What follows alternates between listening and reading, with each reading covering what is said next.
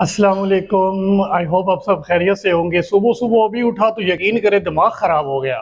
Pump पे पहुंचे petrol डलवाने और पेट्रोल की कीमत ऐसे लग रहा है जैसे पेट्रोल नहीं सोना लेने बंदा पंप पे आ गया हो।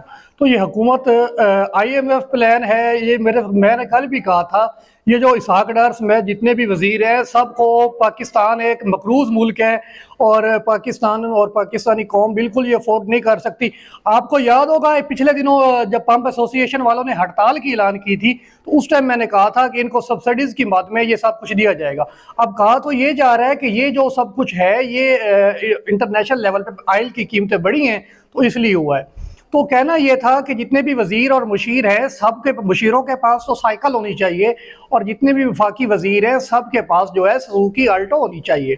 पाकिस्तान जो है और पाकिस्तान की जो अवाम है वो बिल्कुल इन बातों के मुतहम्मिल नहीं हो सकते कि हम वज़रा की अयाशियाँ बर्दाश्त करें।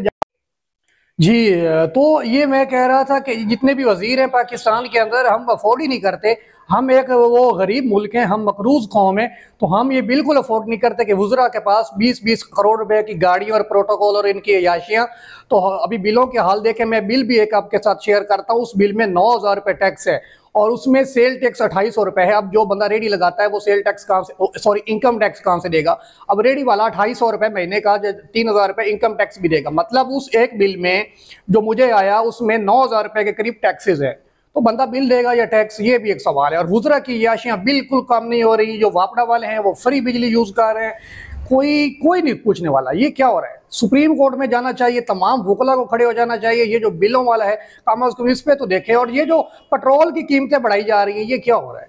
मतलब जब आलमी सतह पर रिलीफ मिलता है तो हमें उतना नहीं मिलता, जब बढ़ाई जाती है तो उसी तरह बढ़ा दी जाती है। तो इन्होंने आने वाले दिनों में इलेक्शन में भी जाना है तो